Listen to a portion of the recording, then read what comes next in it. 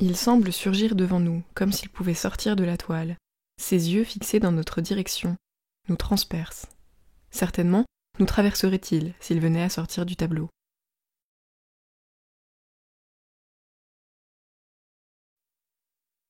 Ce tableau, le Désespéré, a été peint entre 1843 et 1845 par l'artiste Gustave Courbet.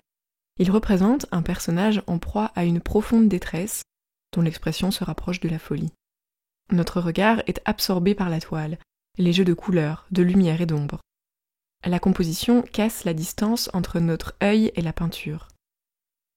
Le spectateur se voit contraint de soutenir ce regard perturbant. Courbet a tout fait pour qu'il soit impossible de détourner les yeux de son œuvre.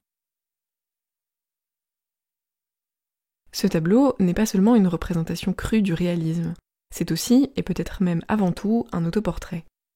Le peintre a alors 25 ans. Il choisit de se représenter dans un format peu courant, car pour les portraits, les artistes utilisent souvent le format portrait.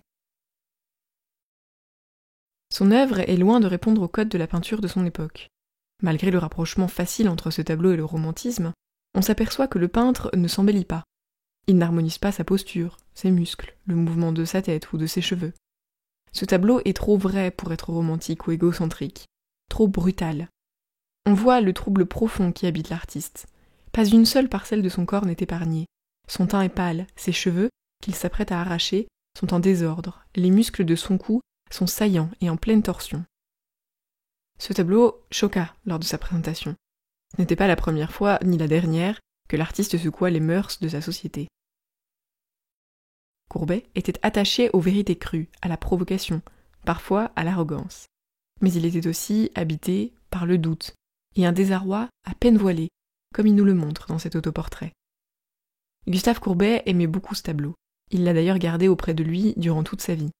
Il est aujourd'hui difficile de comprendre pourquoi, mais l'on peut supposer qu'il était ainsi parvenu à extérioriser ce désespoir qui l'habitait.